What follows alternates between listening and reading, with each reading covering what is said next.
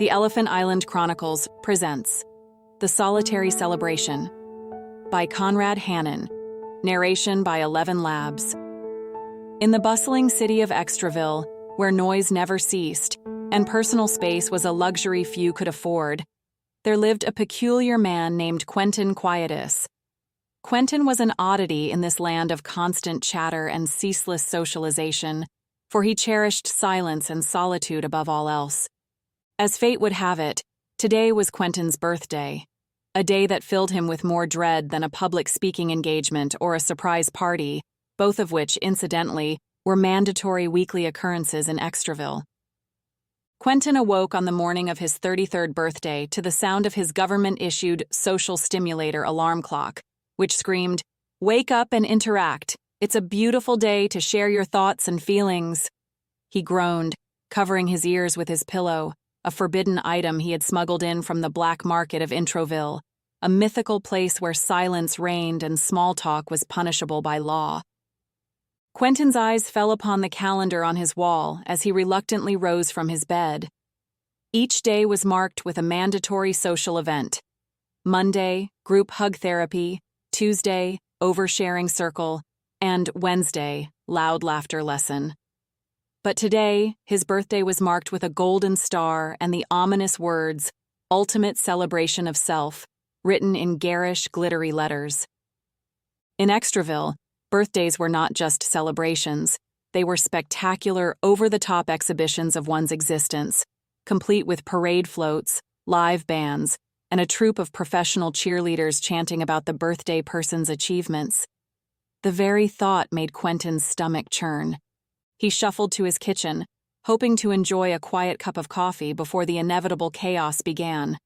But as he opened his cupboard, he found that all his mugs had been replaced with megaphones.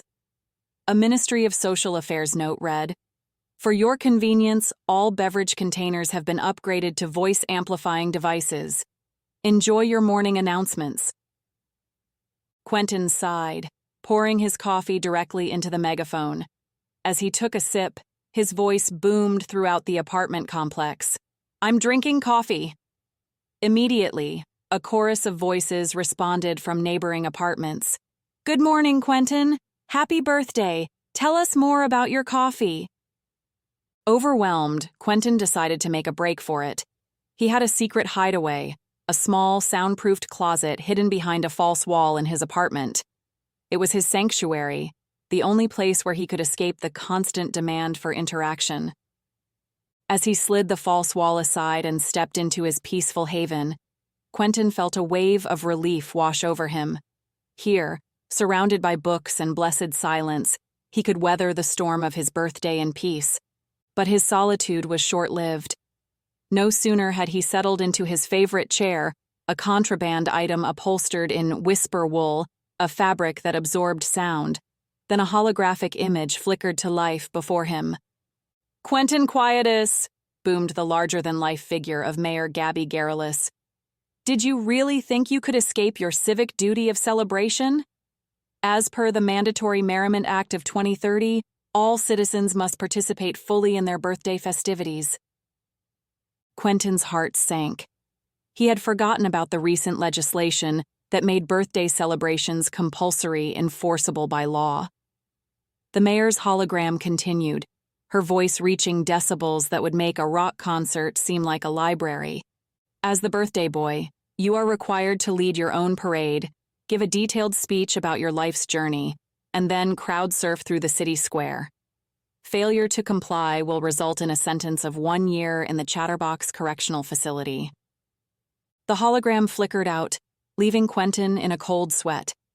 The thought of the Chatterbox Correctional Facility, where inmates were forced to engage in non-stop conversation 24/7, was enough to make him consider leading the parade. But Quentin was nothing if not resourceful. Years of living as an introvert in an extrovert's world had honed his skills of evasion and camouflage. He had one last trick up his sleeve: his emergency introversion kit. Hidden beneath a floorboard was a small box containing his most prized possessions: a pair of noise-canceling headphones, a book on the art of mime, and a vial of a mysterious liquid labeled essence of wallflower.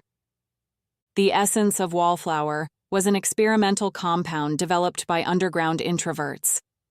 When ingested, it supposedly made the drinker blend into the background, becoming practically invisible to the attention-hungry eyes of Extroville's citizens. With trembling hands, Quentin uncorked the vial and downed its contents. The liquid tasted of forgotten conversations and unattended parties. For a moment, nothing happened. Then, slowly, he felt a curious sensation spreading through his body. It was as if he were fading, becoming less substantial. He looked at his hands. They seemed slightly translucent. A glance in the mirror confirmed his hopes. He was barely visible, just a faint outline shimmering in the reflection. Heartened by this development, Quentin decided to venture outside. He opened his door to find the hallway decked out in blinding birthday decorations. A banner stretched across the corridor read, "Quentin's Birthday Bashstravaganza," in letters that appeared to be shouting.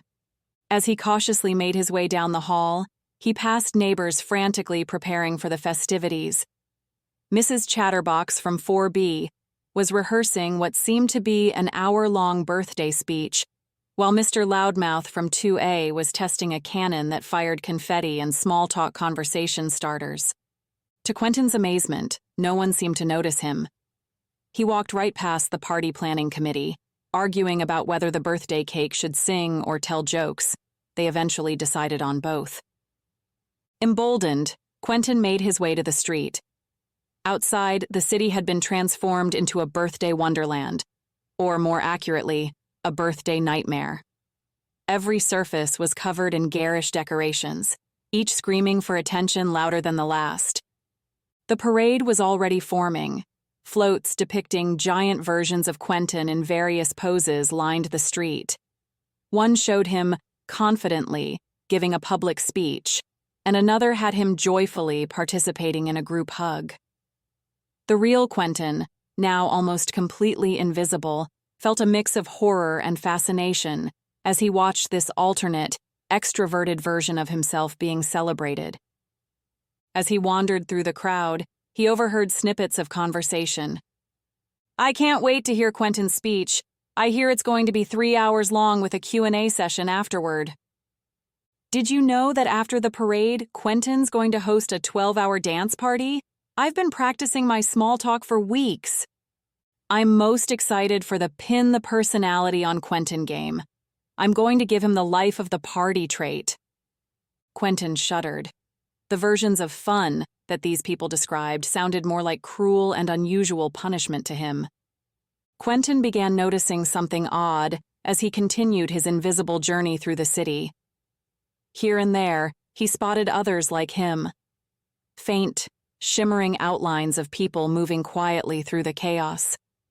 They nodded to each other in silent understanding, these ghosts at the feast. One of these shadowy figures approached him, becoming slightly more visible as it drew near. It was Old Man Silence, a legendary figure in the introvert underground. "Quentin, my boy," the old man whispered, his voice barely audible above the din of the city. "I see you've discovered the essence of wallflower. Powerful stuff, isn't it? But be warned, its effects are temporary. You'll become the center of attention once more when it wears off." Quentin's eyes widened in alarm. Already he could feel the potion's effects starting to fade. The outline of his body was becoming more defined, more noticeable. Old Man Silence continued. "There is another way, Quentin. A permanent escape from this madness. But it requires great sacrifice." He pointed to a manhole cover in a quiet alley nearby. "Below the city lies Introville. It's not just a myth, my boy. It's real, and it's where people like us can live in peace. But once you go there, you can never return to the surface." Quentin stood at a crossroads. On one side lay the growing sounds of the parade, the cheers of the crowd as they searched for their reluctant guest of honor. On the other, the promise of eternal silence and solitude. As the essence of Wallflower's power faded further, Quentin made his decision. With a nod of thanks to Old Man Silence, he lifted the manhole cover and slipped into the darkness below. The world he entered starkly contrasted with the one he left behind. The cacophony of Extroville was replaced by a profound, blissful silence. As his eyes adjusted to the dim light, Quentin saw a vast underground city stretching before him. In Introville, buildings were spaced far apart, each with its own soundproof bubble. Parks were designed for solitary contemplation, with single-person benches facing away from each other. The few people he saw moved quietly, acknowledging each other with nothing more than a slight nod. As Quentin walked through this introvert's paradise, he felt a sense of peace he had never known before. No one demanded his attention or tried to engage him in meaningless chatter. He was free to be alone with his thoughts. He came to a building with a sign that read, Bureau of Minimal Social Interaction. Inside, a clerk silently handed him a package containing his new citizen kit, a house key, a library card, and a communication device for emergencies. Text only, of course. Quentin's new home was everything he had ever dreamed of. It was quiet, cozy, and came with a Do Not Disturb sign permanently affixed to the door. The walls were lined with books, and a comfortable reading nook looked out over a serene underground lake. As he settled into his new life, Quentin reflected on the world he had left behind. He thought of the birthday parade that must have gone on without him, the confusion and eventual shrugs as the people of Extroville realized their guest of honor was nowhere to be found. He imagined the headlines, Birthday Boy Goes Bust, City Forced to Celebrate Self Instead. Months passed in peaceful solitude. Quentin read books, took long walks in quiet underground forests, and even made a few acquaintances. They would meet once a month for silent reading sessions. But as his next birthday approached, Quentin began to feel a strange sensation. It wasn't dread this time, but something he couldn't quite put his finger on. Was it longing? Nostalgia? Surely he couldn't be missing the chaos of Extroville. On the morning of his 34th birthday, Quentin woke to find a small, plainly wrapped package outside his door. Inside was a single cupcake and a note that read, Acknowledgement of your date of birth. Celebrate as you see fit, or don't. We respect your choice. Quentin smiled at the thoughtful yet understated gesture. But as he looked at the solitary cupcake, he felt a twinge of something that surprised him. Loneliness. He realized that in escaping the excesses of Extroville, he had perhaps gone too far in the other direction. Yes, the constant noise and forced interaction had been overwhelming, but there was a part of him that missed human connection, even if it was sometimes messy and loud. As if sensing his thoughts, his emergency communication device buzzed. A text message appeared. In honor of Introville's commitment to personal choice, we are offering a one-time opportunity for surface visitation. Duration and interaction level can be customized to your comfort. Interested? Quentin stared at the message for a long time. Even temporarily, the idea of returning to Extroville both thrilled and terrified him. Could there be a middle ground between the manic socialization of his old life and the extreme solitude of his new one?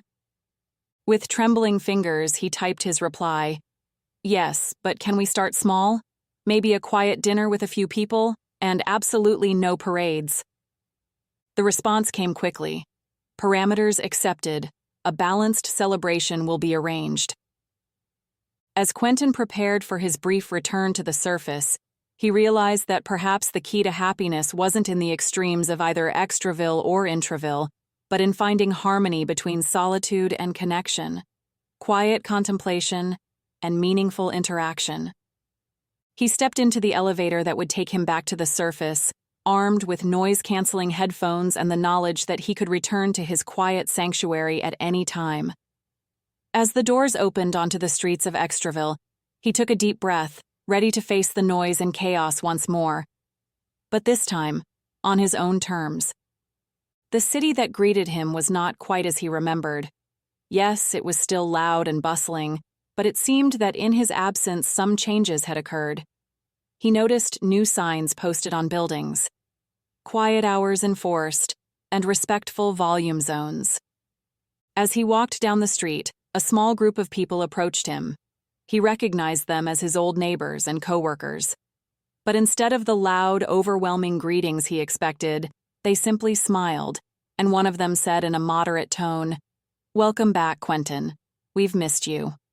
Would you like to join us for a cup of coffee?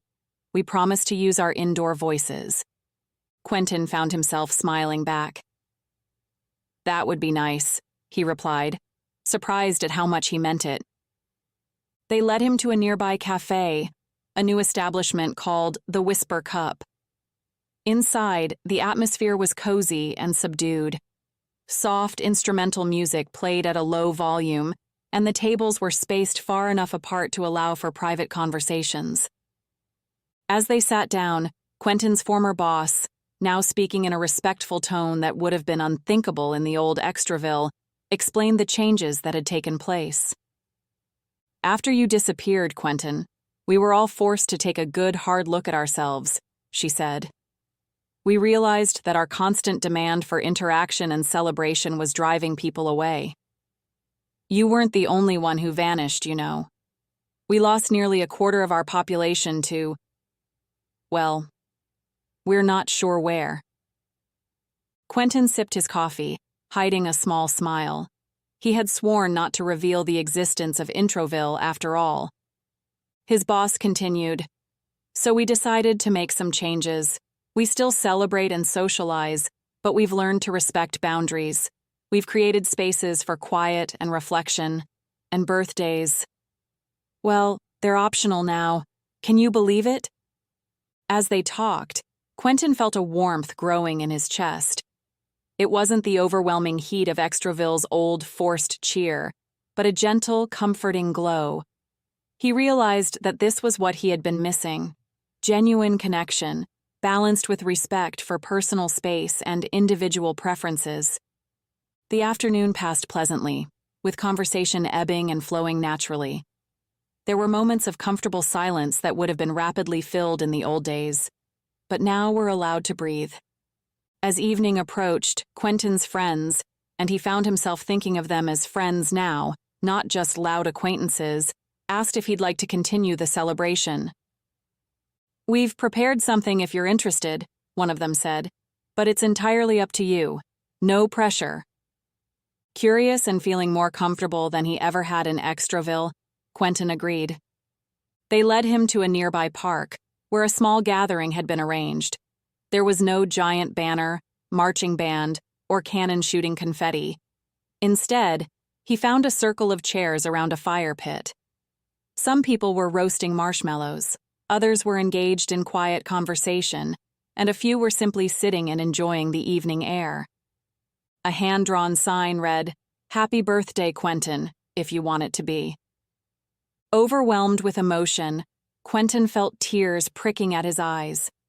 He had always wanted this: acknowledgement without overwhelming attention, connection without intrusion, celebration without obligation. As he joined the circle, someone handed him a marshmallow on a stick and a party hat. "The hat's optional," they whispered with a wink. Quentin looked at the hat for a moment, then slowly put it on. The small group cheered softly, respecting the peace of the evening. He sat there contentedly gazing into the fire, surrounded by the gentle murmur of conversation. The end. From all of us here at the Elephant Island Chronicles, we hope you have enjoyed this original short story by Conrad Hannon. Until next time, stay gruntled.